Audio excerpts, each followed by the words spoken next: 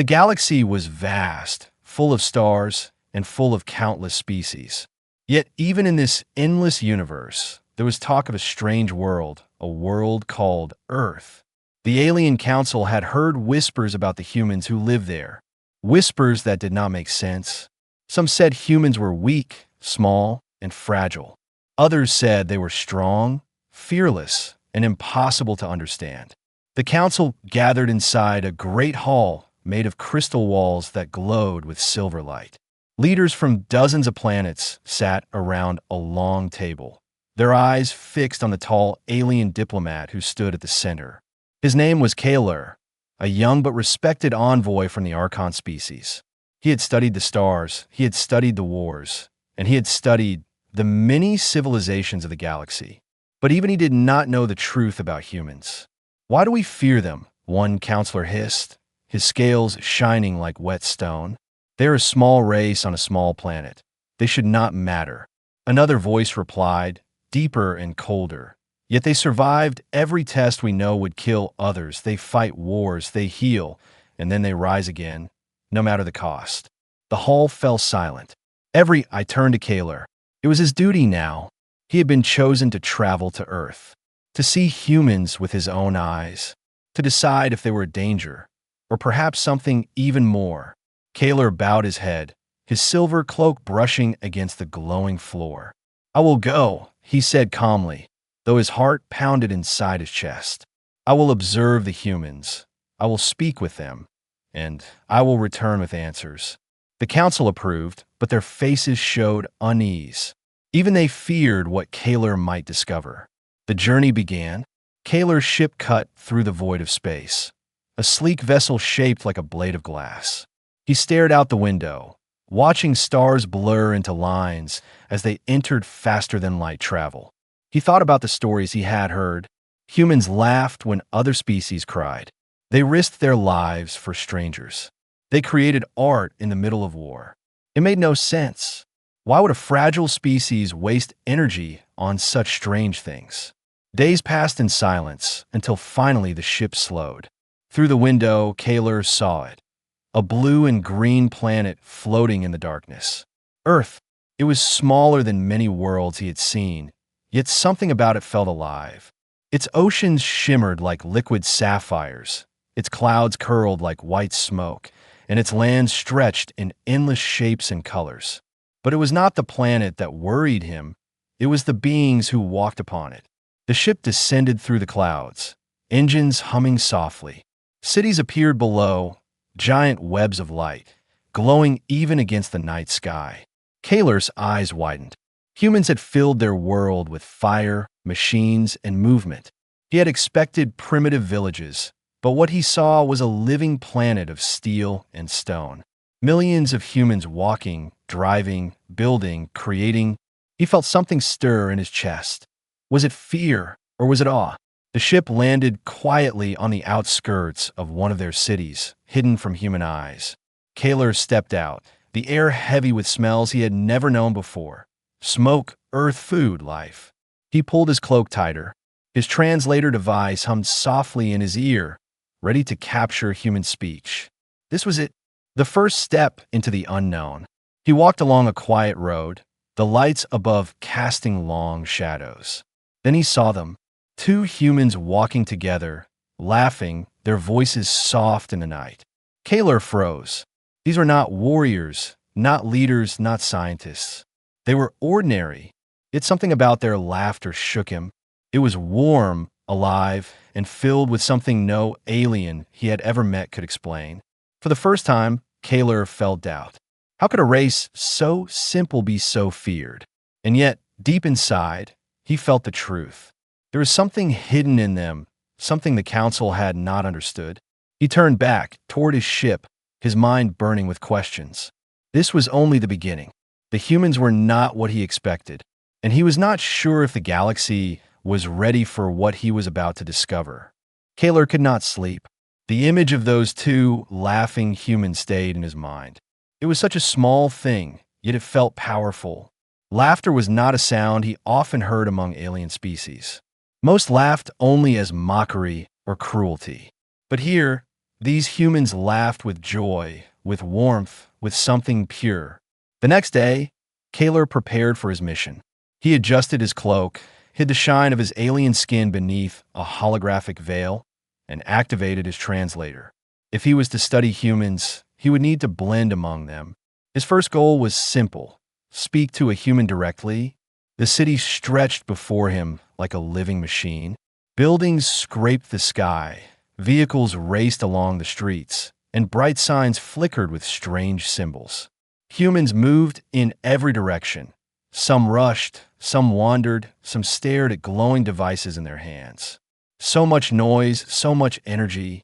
It was overwhelming, but also exciting. Kaler entered a crowded marketplace. The smell of cooked food filled the air, spicy, sweet, sharp, and smoky all at once. Humans shouted to each other, laughed, argued, traded, and bargained. Everywhere he looked, their faces were alive with expression. It was like standing in the heart of a storm. But instead of fear, he felt curiosity. Then it happened. A young human child ran past him, chasing after a small red ball that rolled into the street. A heavy vehicle roared toward the child, its lights blazing. Kaler's heart froze. The child did not see the danger.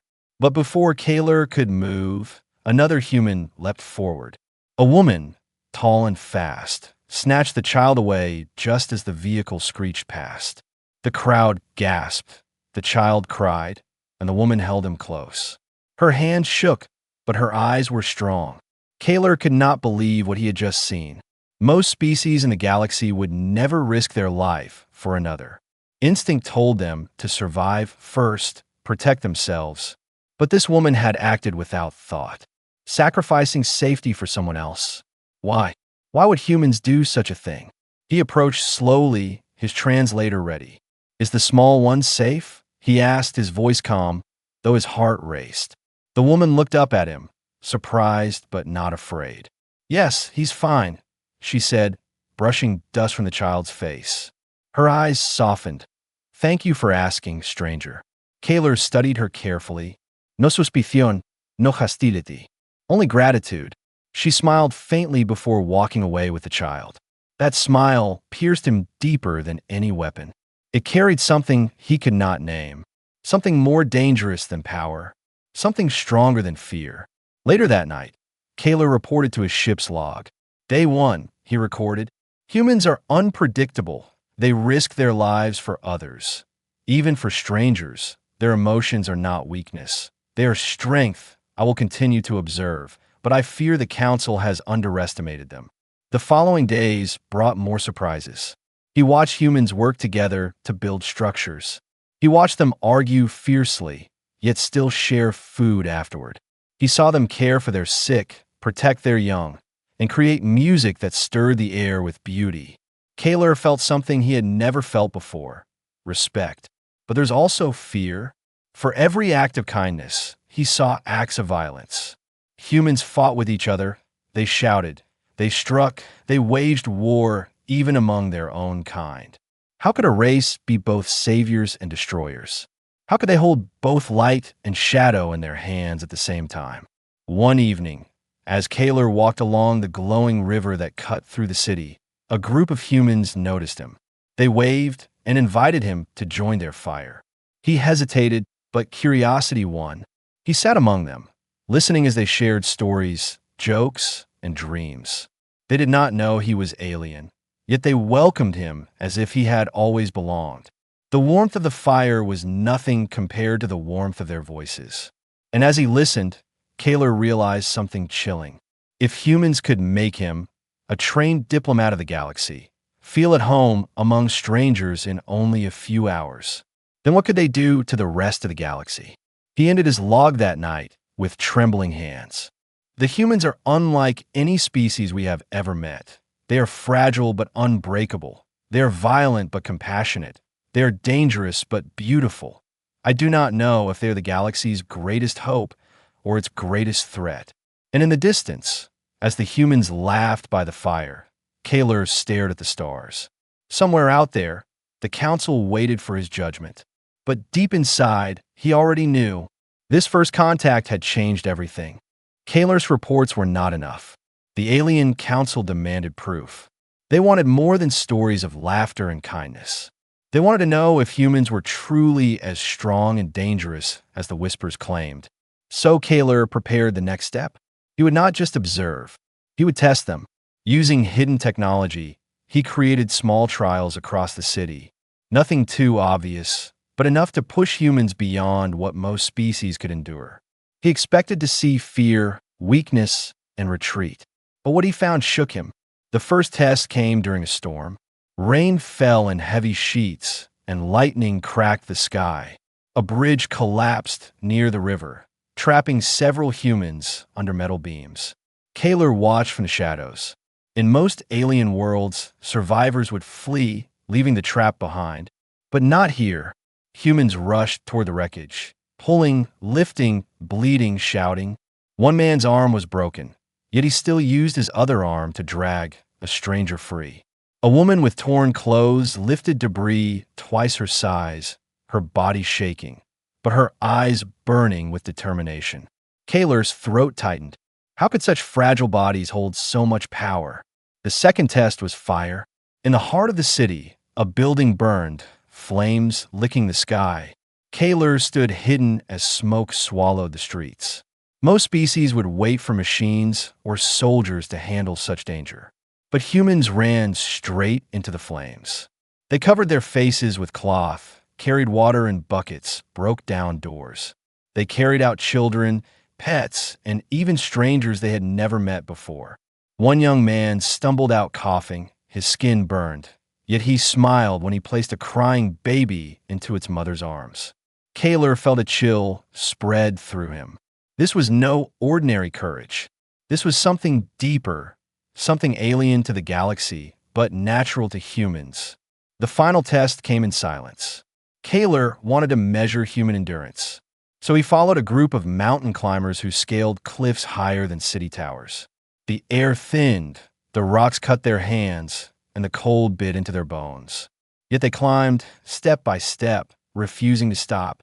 When one slipped, the others caught him with ropes, refusing to let him fall. When another grew weak, they shared food and pushed forward together. Kaler had studied hundreds of species.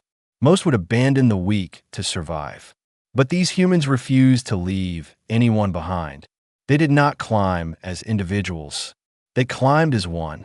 That night, Kaler sat inside his ship, his hands trembling. He had tested their strength, their will, and their spirit. And every time, humans had risen higher than he expected. They did not just survive hardship. They embraced it. They fought against it. They conquered it. His log entry was heavy with unease.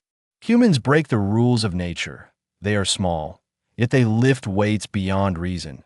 They are wounded, yet they fight on. They face death, yet they smile. If the council fears them, perhaps they are right. Humans are not like any species I've seen. They may be unstoppable. But as he closed his log, Kaler could not ignore another thought. What if their strength was not just physical?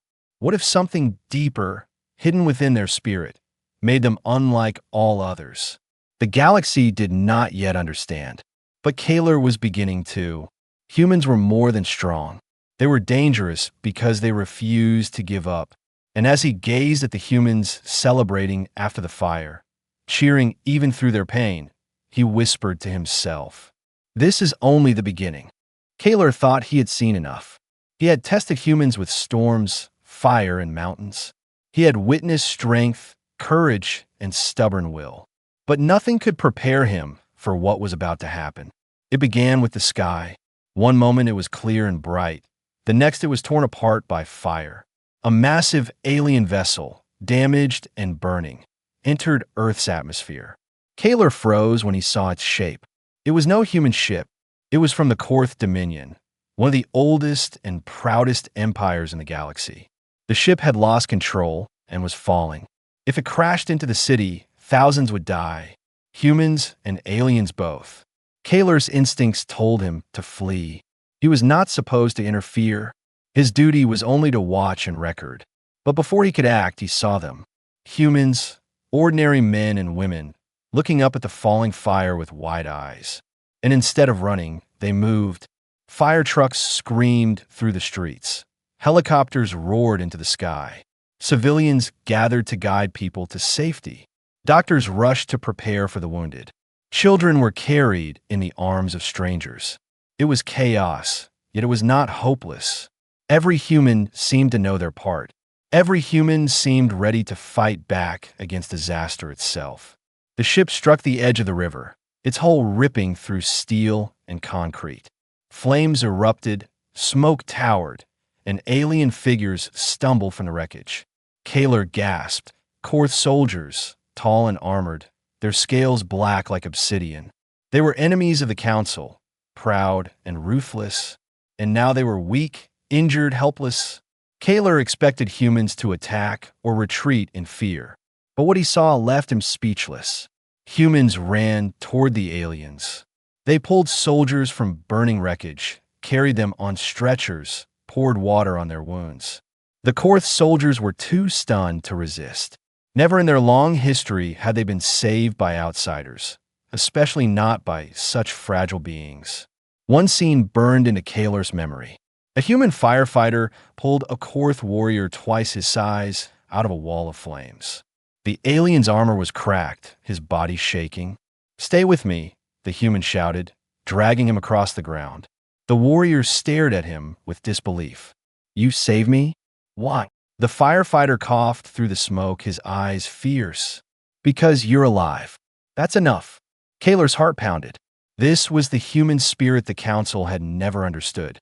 They did not divide friend from enemy in the face of danger. They did not save only their own. They saved everyone, even those who once sought their destruction. Hours passed before the fires died and the screams faded. Humans and aliens lay together on the ground, both saved by the same hands. Kaler walked among them, unseen, but his chest was heavy. He recorded into his log with shaking words. Today, humans saved the Korth. Today, they proved something greater than strength. Their spirit is not bound by logic or survival.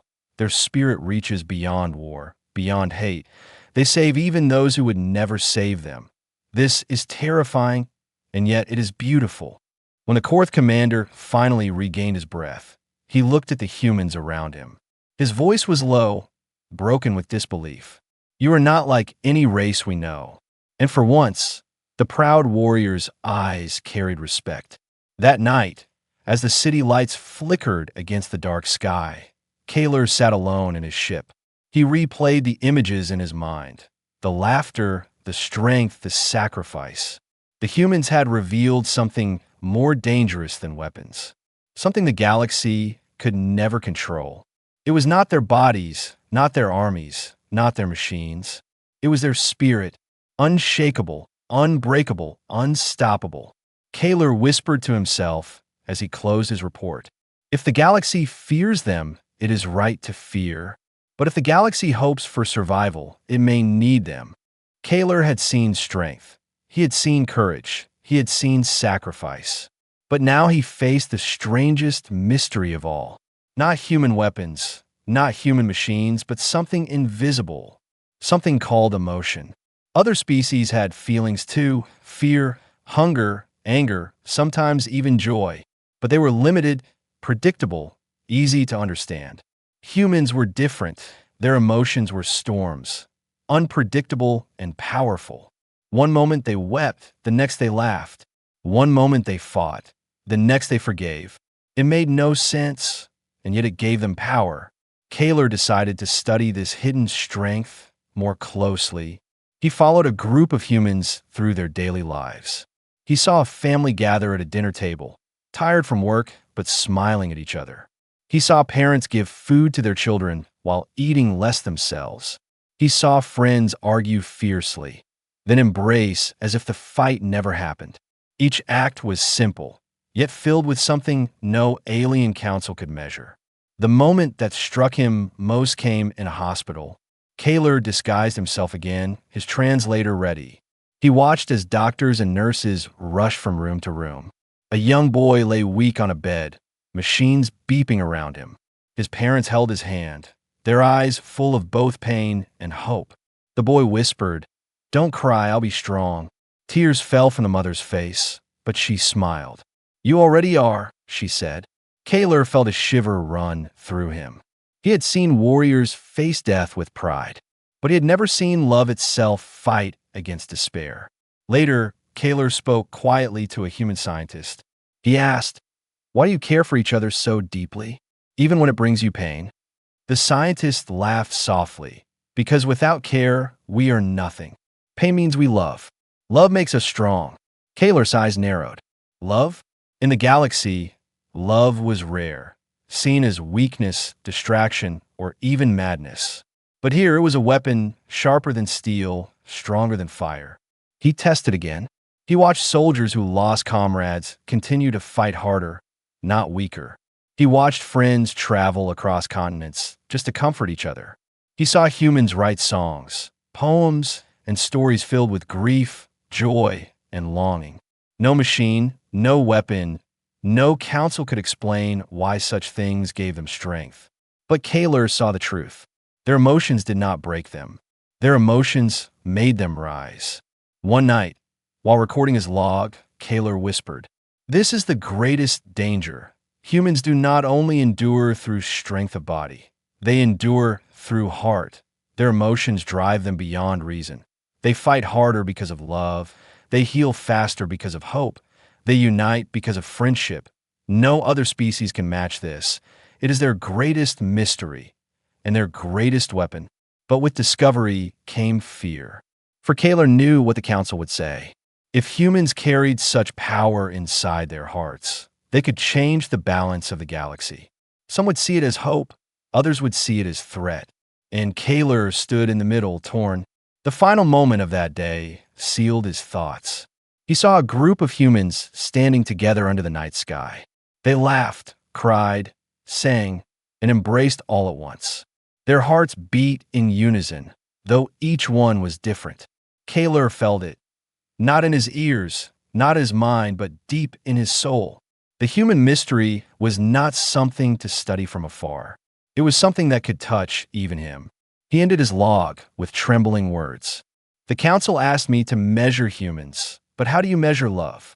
How do you measure sacrifice? How do you measure a spirit that burns brighter because it feels pain? If they are ever united, no empire in this galaxy can stop them." And as the stars shone above Earth, Kaler knew the truth. Humans were not only unique. They were dangerous not because of weapons or strength, but because of their emotions, a force that no alien science could ever control. Kaler's reports reached the Alien Council.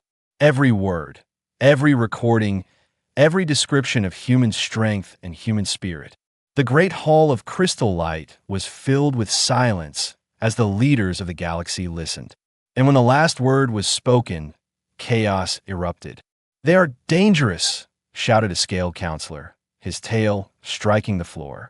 "No species should have such reckless courage, such endless emotion. It makes them unpredictable. Unpredictable means uncontrollable." Another counselor slammed his claw against the table. "If they are left free, they will spread across the stars. Their wars will become our wars. Their fire will consume us all." But not all agreed. One elder with silver eyes raised her voice calmly. "Or perhaps they are the ones who will save us. The galaxy is broken, full of greed and fear. Humans are different, they fight. Yes, but they also heal, they hate. Yes, but they also love. No other race has shown such balance." The hall shook with arguments. Some wanted to restrict Earth, to keep humans locked on their small planet. Others demanded their destruction before they could rise. And a few, only a few, believed humans might be the key to a better future. Kaler stood in the center, his heart heavy. He had been silent, but now all eyes turned to him. "You lived among them," a counselor hissed. "You saw their fire with your own eyes. Tell us, are they threat or hope?" Kaler remembered the laughter by the fire, the firefighter saving an enemy, the mother comforting her child. He remembered strength, sacrifice, and emotions that shook him to his core. "They are both," he said slowly, his voice steady. "They're the galaxy's greatest danger and its greatest chance." Gasps filled the chamber. "No, a reptilian counselor roared. There can be no balance. A race cannot be both savior and destroyer. But Kaler met his eyes. You are wrong. That is exactly what humans are. That is why you fear them, because they do not fit into the order of this galaxy. They are chaos and creation together. The council fell into silence again. Some glared at Kaler with anger, others with doubt, and a few with quiet respect. That night, after the meeting, secret whispers spread through the council halls. Some leaders gathered in dark rooms, plotting. Humans must be stopped before they rise, one whispered. They must never be allowed to leave Earth, said another, and darker voices added. Perhaps they must not be allowed to live at all. Kaler heard these whispers and felt a chill run through him. The fear of humanity was growing. Fear always led to war. He recorded in his log with shaking hands. The council does not see humans clearly. They see only what frightens them. They do not see the laughter, the kindness, the warmth. They see only the danger. I fear their fear will create the very threat they wish to avoid. The next day, the council called him again. This time their questions were sharper, their eyes colder. Would you side with them, Kaler? Asked the elder with the silver eyes. Kaler hesitated, then answered. I would side with truth. Humans are not to be controlled. They are to be understood. To destroy them is to destroy something the galaxy has never known before. His words echoed in the hall. Some hissed in anger, some whispered in fear. And Kaler realized the dangerous truth. The real test had begun, not for the humans, but for the galaxy itself. The council chamber glowed with cold silver light. Every leader of the galaxy sat in silence, waiting for Kaler to speak. The air was heavy, filled with fear, anger, and doubt. The question was simple, yet heavier than any war. What should be done with the humans? Some wanted to cage them, others wanted to erase them, and a few still whispered of hope. But all of them waited for Kaler, the one who had walked among the humans, the one who had seen their spirit with his own eyes. Kaler stepped forward slowly. He looked at the council, then at the stars beyond the crystal walls. His heart beat fast, but his voice was steady. You ask if humans are threat or salvation, he said. You ask if they should be destroyed or trusted, but you do not understand. Humans cannot be placed into such small choices. They are more than threat, more than hope. They are both at the same time. The chamber erupted with voices. Impossible, one counselor shouted. No race can be both, cried another. But Kaler raised his hand, and the hall grew quiet. I watched them laugh when they should have cried, he continued. I watched them run in a fire when they should have fled. I watched them save enemies who try to kill them. I watched them fight harder because of love. Humans are not like us. They're not bound by logic. They are bound by something greater, something we fear because we do not have it. He paused, and his voice softened. They are dangerous, yes, because their emotions drive them beyond reason. But they are also beautiful because the same emotions push them to protect, to heal, to dream. The galaxy has never known such a people, and it never will again. The hall was silent. Every counselor stared at him, their faces tense. Finally, the elder with silver eyes leaned forward. Then what do you propose, Kayla? Should we fight them? Should we ally with them? Or should we leave them to grow alone? Kaler's answer was clear. We should stand with them, he said firmly. Not because they are safe, but because they are true. They will rise, with or without us. If we fear them, we will make them our enemy. But if we trust them, we may find our greatest ally. A storm of voices filled the chamber again. Some shouted in rage, others argued in fear. But among the chaos, a quiet truth spread. Kaler's words carried weight, for he had seen what no one else had seen. He had felt what no one else had felt. At last, the council fell silent. The decision was not written in stone, not yet. But a seed had been planted. A choice had been made in many hearts. Not all agreed, but many now saw humans differently. Kaler returned to his ship that night, his mind heavy. He knew the debate was far from over. Some factions would still plot against Earth. Others would wait and watch. But one thing was certain. The galaxy would never be the same. He recorded his final log with steady hands. Humans are unlike any species in the galaxy. They're fragile yet unbreakable, violent yet compassionate, dangerous yet beautiful. If the Council fears them, let them, but history will not be written by fear. It will be written by the ones who refuse to surrender. And that is what humans are. As his ship rose into the stars, Kaler looked back at the small blue planet. It glowed quietly in the dark, fragile yet alive. And he whispered, "They do not know it yet, but this species will change everything." The Council would debate for centuries. Empires would rise and fall, but Kaler's words would be remembered. The words that declared the truth, that humans were not weak, not ordinary, not simple. They were unique, and the galaxy, ready or not, would soon discover it.